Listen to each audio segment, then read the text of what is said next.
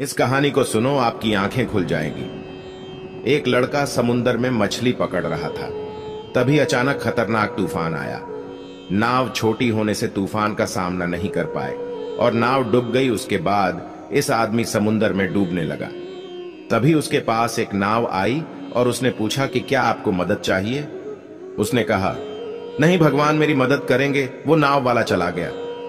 बाद में एक और नाव उसके पास आई और उसने पूछा, क्या आपको कोई मदद चाहिए। मित्रों, इस वीडियो में टोटल 3 कहानियां हैं। तीनों कहानियां इस वीडियो में सुनाएंगे। तीनों कहानियां सुनकर आपकी आंखें खुल जाएगी।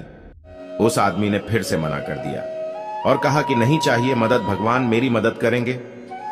फिर वो आदमी डूब रहा था। फिर वो इंसान जोर जोर से चिल्लाने लगा, बचाओ बचाओ। फिर तीसरी बार कोई नहीं आया। फिर वो आदमी डूबकर मर गया। स्वर्ग में जब वो भगवान से मिला तो उसने पूछा, भगवान आपने मुझे बचाया क्यों नहीं। तो भगवान ने कहा, मैंने तो 2 नाव भेजी तो थी, तुमने दोनों बार मना कर दिया। इसलिए याद रखिए, मौके आपको बार बार नहीं मिलते। और हां, कहानी अच्छी लगी है तो लाइक जरूर करें, और जो लोग लाइक करेगा उसको पुण्य प्राप्ति होगा और उसके घर में खुशियां सुख शांति मिलेगी। राधे राधे। अब हम आपको दूसरी कहानी सुनाते हैं। बहुत समय पहले की बात है। एक गांव में 2 सखाएं रहती थीं, मीना और सीमा। दोनों का स्वभाव बिल्कुल अलग था।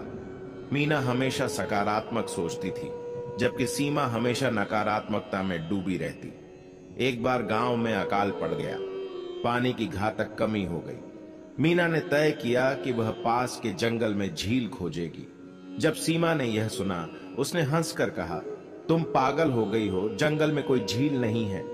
मीना ने उसे नकारा और अकेले ही जंगल में झील ढूंढने की यात्रा पर निकल गई। बहुत समय बाद वह एक अद्वितीय झील पर पहुंची, जिसका पानी चमकता हुआ और शुद्ध था। वह गांव लौटी और सभी को झील के बारे में बताया। सभी लोग पानी भरने उस झील पर पहुंचे और गांव में पुनः हरियाली छाई गई।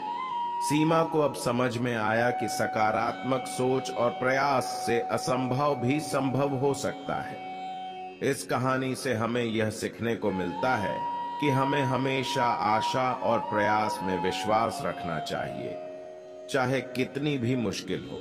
अब हम आपको तीसरी कहानी सुनाते हैं। एक समय की बात है। गांव में बहुत सारे लोग एक जादूगर की बातों में फंस गए थे।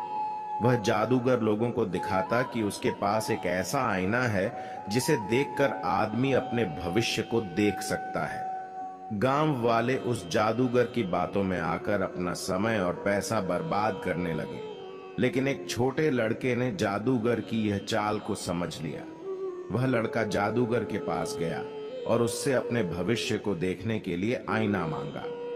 जब जादूगर ने उसे आईना दिखाया तो लड़का ने उसे जमीन पर फेंक दिया। आईना टूट गया और सभी लोगों को समझ में आ गया कि जादूगर उन्हें धोखा दे रहा था। लोगों की आंखें खुल गई थीं और उस छोटे लड़के को उनका धन्यवाद मिला। इस कहानी से हमें यह सीखने को मिलता है कि हमें हमेशा सत्य और असलियत को पहचानने की क्षमता होनी चाहिए, ताकि कोई हमें धोखा ना दे सके। आशा है कि आपको यह कहानी पसंद आई होगी, तो पेज को फॉलो करके जाओ। धन्यवाद।